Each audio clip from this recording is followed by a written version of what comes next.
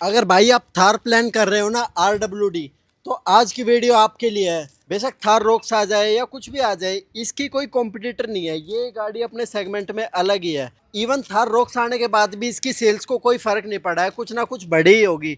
तो चलो आज की वीडियो शुरू करते हैं बिना इसमें क्या नाम है इंट्रो में टाइम खराब किए हुए। तो चलो भाई बिना टाइम वेस्ट करे चलते हैं, इसका ड्राइव रिव्यू करते हैं। सबसे पहले तो भाई इसमें जब चढ़ते हैं, पहले अगर ज्यादा लोग हो तो पीछे ऐसे बैठना पड़ता है आपको, सीट आगे करके। कोई कहीं बैठे अपनी सीट ही है, ये कुछ भी हो रही हो नहीं बैठे। बाकी धूप में भाई ये गर्म भी ज्यादा हो जाती है, क्योंकि इसका ये हार्ड टॉप है ना, प्लास्टिक की है। तो अब देखते हैं एसी कैसा काम करता है, कूलिंग होती है या नहीं। तो चलो भाई अब निकलते हैं यहाँ से, देखते हैं। बाकी भाई गाड़ी का सीटिंग पोजीशन बहुत अच्छा है, कमांडिंग सीटिंग पोजीशन है। चलाने में हमको सिटी में भी कोई दिक्कत नहीं होती है, बढ़िया चलती है। ठीक है भाई, गाड़ी चलाने में अच्छी है। और मैंने ना पहले 4x4 भी चलाई है, तो टॉर्क ना दोनों गाड़ियों में एकदम सेम है। कोई ऐसा आपको मेजर डिफरेंस फील नहीं होगा ना अगर आपने चलाई भी है तो। मैं सिटी की बात कर रहा हूँ। अब चलो इसमें शायद मेरे ख्याल से तेल कम है, तेल डलवा लेते हैं।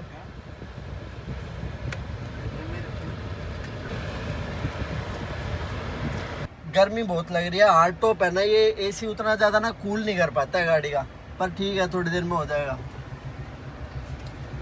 गाड़ी कैसी है? एक नंबर बेकार, उतर का तेल कराना पड़ा है भाई यार थार में ना आज भी ये इशू है, अगर आपको पेट्रोल डलवाना हो ना गाड़ी में तो आपको निकाल के चाबी देनी पड़ती है यार। बहुत गर्मी लगती है और गर्मी के मौसम में दिक्कत होती है। भाई अभी यार इसमें पेट्रोल डलवाया और इतने में ही दुखी हो लिया हम तो, गर्मी में मर लिए बिल्कुल ही।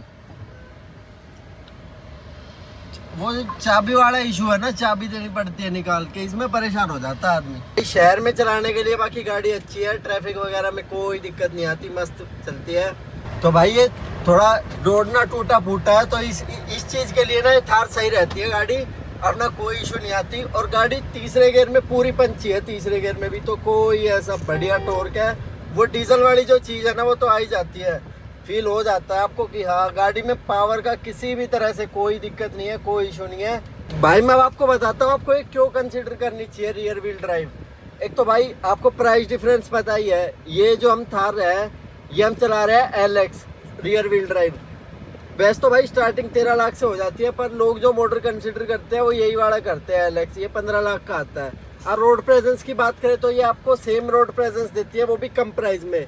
और ऊपर से भाई हम सिटी में यार आप देखो कितना 4x4 लगा लेते हैं। मैं आपको सच बताऊंगा, पहले मेरे पास थी थार यही 4x4, पर मैंने तो भाई आज तक 1-2 बार ही हार्डली इंगेज किया था 4x4, वो भी जबरदस्ती। भाई नहीं होता डेली लाइफ में इतना यूज, वो चीज़ नहीं आती।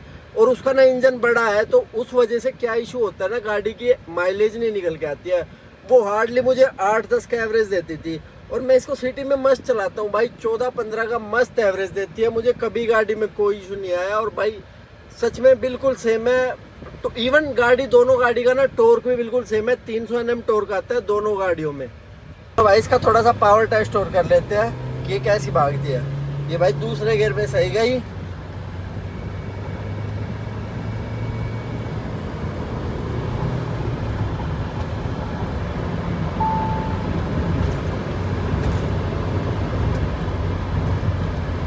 तो भाई ठीक है, पावर में भी ऐसा कोई इशू नहीं है, ठीक है अच्छी पावर है गाड़ी में।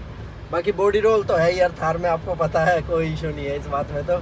और हकीकत बताऊं तो मजा भी गाड़ी का वही देता है चलाने में, जो इसका बॉडी रोल है, जो गाड़ी थोड़ी सी झूमती है, पीछे वाले भी साथ साथ पूरे झूमते हैं। तो ठीक है भाई, फन टू ड्राइव व्हीकल है, कोई इशू नहीं है। अब इसको आप लेने जाओगे ना भाई 14-15 लाख में, जो रोड प्रेजेंस, जो क्वालिटी, जो चीज आपको मिलेगी ना भाई, जो थार दे सकती है आप कितनी, क्रेटा, सेल्टोस, कोई गाड़ी ले लो भाई, वो चीज आपको मिल ही नहीं पाएगी भाई किसी भी गाड़ी में ना। इंजन पूरा पंची है, मस्त है, चलाने में मजा आता है। और हाँ एक थोड़ी सी इशू आपको सिटी में फेस हो सकता है, जो मैं बताता हूँ आपको। इसका ना जो टर्निंग रेडियस है गाड़ी का वो थोड़ा सा ज्यादा है, कंपनी को उस पर काम करना चाहिए। बाकी तो ठीक है, सच कोई इशू नहीं है।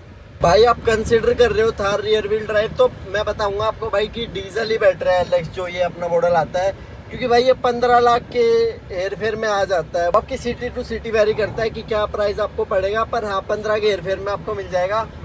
पर आप अगर इसके पेट्रोल वेरिएंट पे जाओगे ना तो वो कहीं ना कहीं आपको 17-18 लाख के हेर फेर में मिलेगा। और उसमें भी आपको मैनुअल गियरबॉक्स का ऑप्शन नहीं है, आपको ऑटोमेटिक ही मिलेगा। तो भाई जब आप इतना पे करोगे तो आप इससे अच्छा 4x4 पे ही जाओ, क्यों फिर रियल व्हील ड्राइव लेनी है। तो भाई ये गाड़ी जो आपको दे रही है ना, एक तो वैल्यू फॉर मनी है और डीजल अच्छा है इसका। मेरे को नहीं लगता कि पेट्रोल लेने का कोई भी तुक है इस गाड़ी में। एक चीज मैं आपको बताऊंगा भाई, थार की जो रीसेल है ना वो भी डीजल की अच्छी है। आदमी थार लेता है इसलिए कि बेच सके। अब इस बात से क्या मतलब है मेरा, थार भाई आप इंसान कोई भी लेता है ना, जितना मैंने देखा है खुद भाई, हमने भी थार लिया है और भी देखे है, तो 3-4-5 साल में थार ओनर बेच देते हैं अगर कोई शौक में लेता है तो।